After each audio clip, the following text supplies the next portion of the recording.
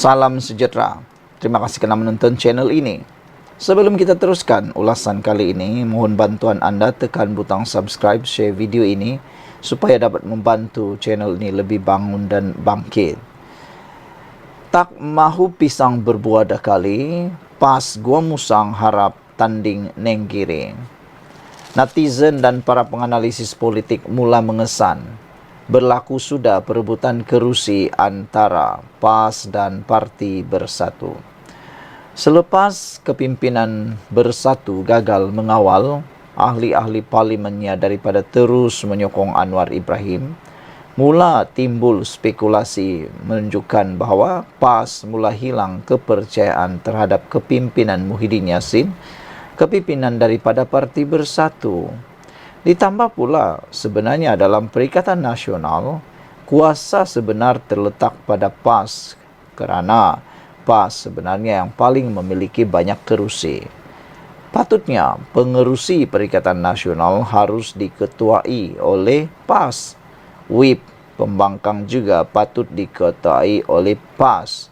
Tetapi semuanya telah pun diambil, diberikan kepada Parti Bersatu yang telah dilihat mula hilang kawalan terhadap ahli-ahli parlimennya sendiri, ditambah lagi dengan beberapa isu lain yang juga kini mewarnai politik Malaysia, termasuklah spekulasi kononnya PAS nak masuk kerajaan perpaduan.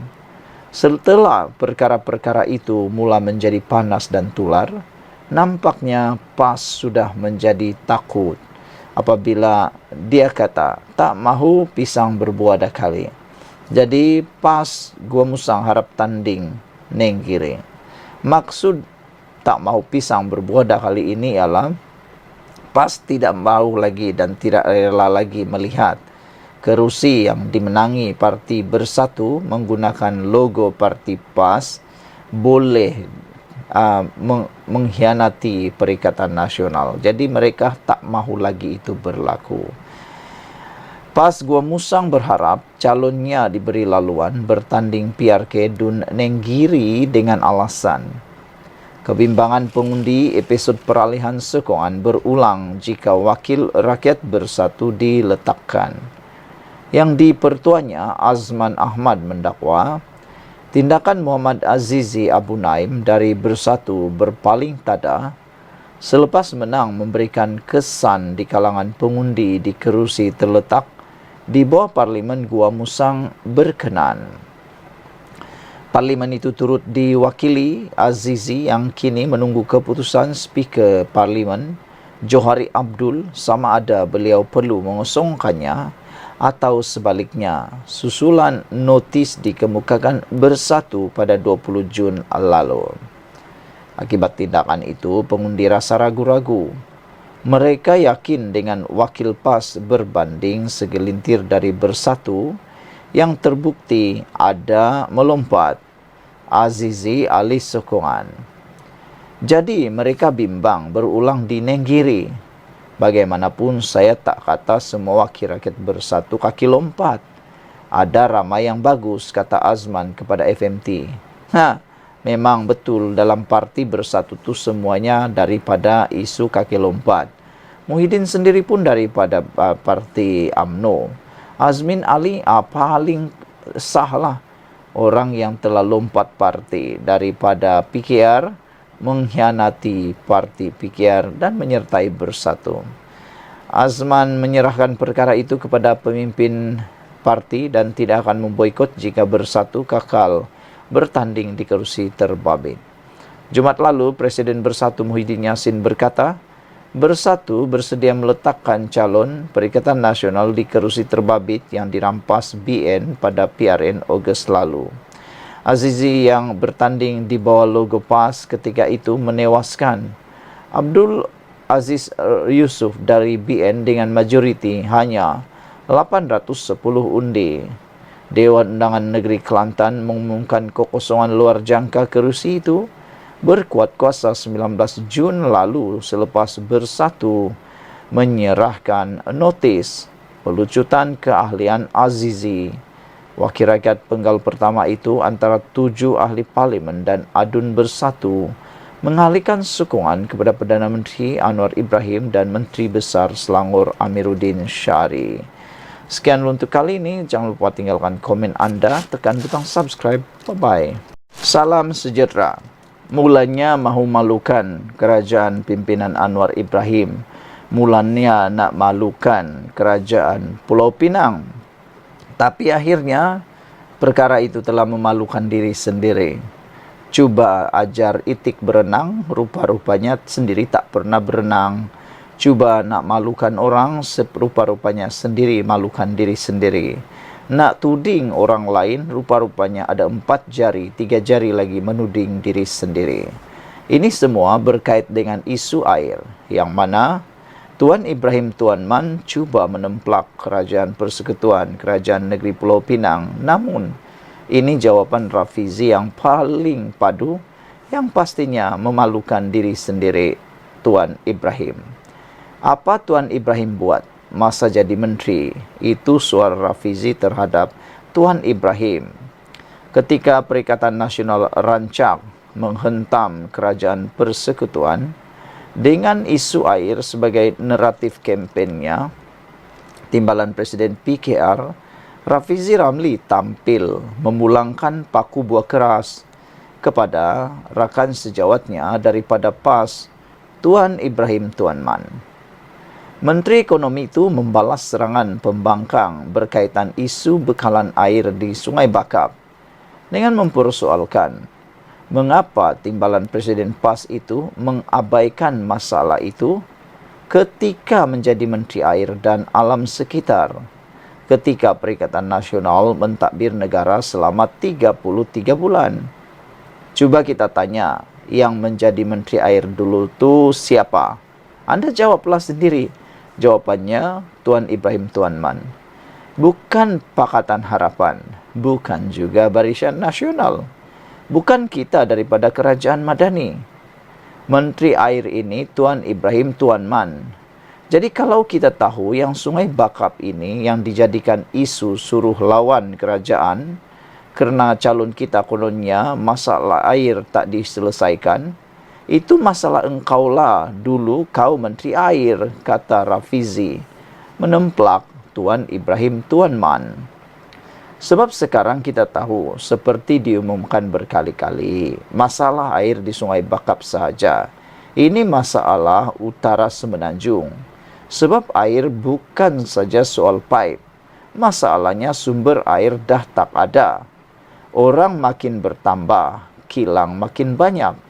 Apabila orang makin banyak, sungai sebanyak itu sahaja, kata Rafizi lagi. Mana ada sungai pandai beranak. Semakin lama semakin cetek dan mendap. Memanglah kebiasaannya. Mana-mana kalau orang semakin ramai, sungai makin cetek, air kurang. Tambah pula cuaca sekarang semakin panas, kata Rafizi. Jadi isunya, semasa kita jadi pembangkang, memang kita tak tahu, bukan kerja aku. Semasa itu, kita duduk kejar segala yang rasuah semua ni. Yang bertanggung jawab merancang dan yang ada maklumat adalah Tuan Ibrahim Tuan Man, kata Rafizi. Kamu tahu bahawa Pulau Pinang tak cukup air. Kamu tahu Perak Utara tak cukup sumber air. Kamu ada kuasa. Apa kamu buat semasa jadi Menteri Air? Soalnya ketika berceramah di Kampung Padang Lalang, Simpang 4 malam tadi.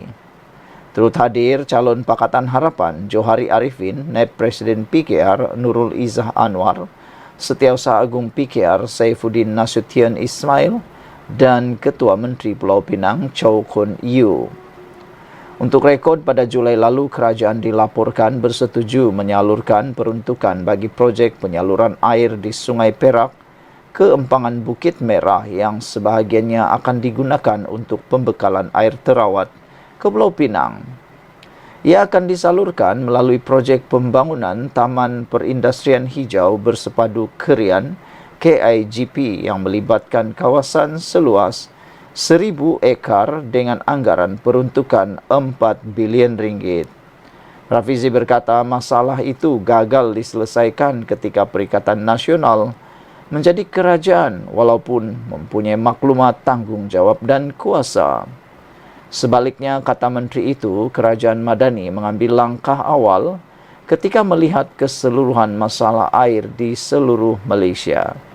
Jadi, kalau Perikatan Nasional jadi kerajaan persekutuan 33 bulan, kalau dia dah buat keputusan dulu lagi selesai, hutang dia berhutang, wang dia ambil, tapi kita tak nampak pergi mana wang itu, dan dia sebagai Menteri Air sampai ke sudah tak selesaikan masalah itu, kata Rafizi.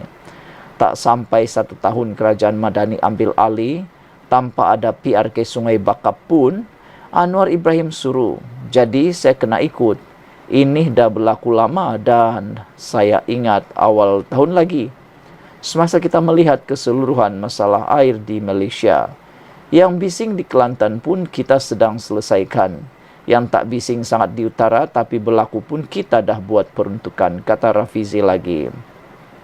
Jadi sekali lagi saya nak tanya Tuan Ibrahim Tuan Man, kau orang semasa jadi kerajaan yang kawal duit banyak peruntukan untuk jana wibawa. Kenapa kamu Menteri Air tak tolong penduduk di sini? Sekarang baru nak datang jadi penghasut, kata Rafizi lagi. Saudara, beberapa komen daripada netizen berkait isu ini mengatakan, inilah level menteri, tahap level menteri pembangkang, katanya. Pak Ibrahim tahu tadah air saja, kata salah seorang netizen di ruangan komen. Mr. Sakau kata, nak air ke nak isleh? Dah cukup jumlah, apa kabar menantu tak pulang lagi? Apa Tuan Penasihat Empat Negeri buat? Kalau kali ini Madani menang Sungai Bakap, katanya. Betul, kata Rafizi, kata Laim Guna. Apa Tuan Ibrahim buat semasa dia jadi menteri? Tapi siapa pula adun di situ waktu itu? Kes air ini isu negeri. Kalau isu ini dibawa ke pihak menteri, baru kita boleh suruh Tuan Ibrahim nak jawab. Dah pun, kata beliau. Alahai Kelantan, hampir semua adun dari PAS pun, kata AKJ. Ibrahim ni pun dari Kelantan, tapi tak ada apa pun dia buat masa dia pegang Menteri Air dulu. Kamu ni memang memaki hamun, kenapa otak dah masuk air ke, kata AKJ. Deva kata, tak perlu buang masa, tanya dia. Ambil contoh Kelantan dah cukup, senang cerita. Dia orang tak tahu buat apa-apa, kata Deva.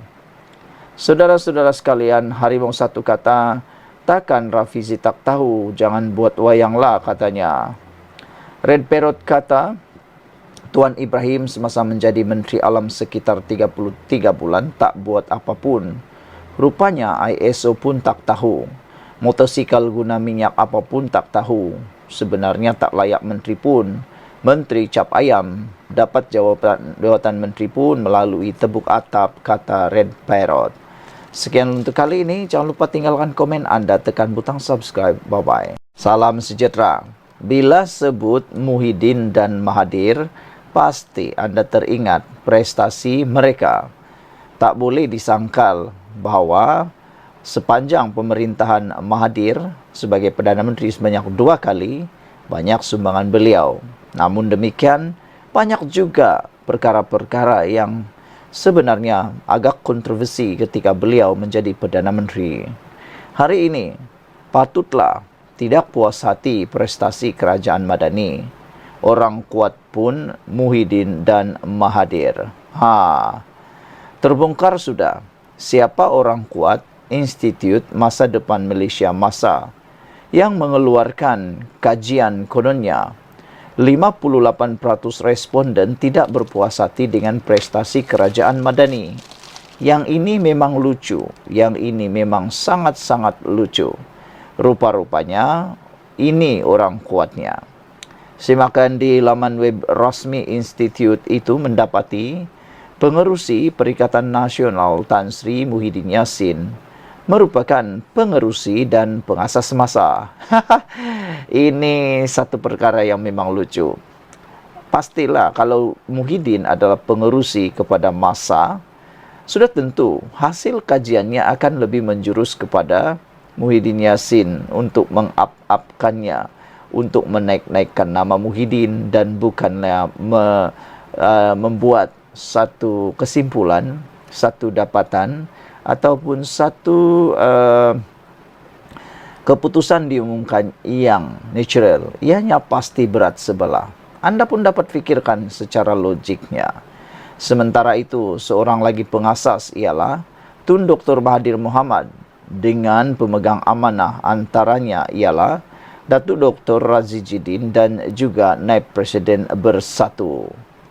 Mengulas status masa, pemerhati politik Najib Bakar mempersoal hasil kajian yang turut merumuskan bahawa ekonomi negara menjadi semakin merucing itu. Institut Masa Depan Malaysia Perikatan Nasional, sebenarnya Institut Masa Depan Malaysia ataupun masa itu ialah Perikatan Nasional. Itu rumusannya, mudah sahaja, kata pemerhati politik Najib Bakar. Jawab servis sendiri guna Saitro, seorang 10 akaun agaknya sindir beliau lagi. Pastilah mereka akan membuat satu kajian responden yang akan merumuskan keuntungan untuk mereka. Cubalah buat natural, baru kita tahu. Najib turut berkongsikan gambar pejabat masa yang beralamat di Jalan Ara dekat Bangsar di Ibu Negara. Masa mendakwa kajian yang dijalankan melibatkan 1,920 responden berumur 18 tahun ke atas di Semenanjung Malaysia. Mereka kononnya ditemu bual mengenai isu-isu semasa ekonomi, sosial dan politik menerusi telefon dari 30 April hingga 26 Mei lalu. Institut itu turut memaklumkan hanya 39% responden Melayu menyatakan mereka berpuas hati dengan prestasi Anwar sebagai Perdana Menteri, manakala responden China dan India masing-masing 74 dan 60%. Saudara-saudara sekalian, pendadahan ini memang luar biasa. Akhirnya, tembelang sebenar konon kajian masa ini adalah, ini dia, orang kuat Muhyiddin dan Mahathir patutlah tak puas hati prestasi kerajaan Madani. Jumpa lagi, bye-bye.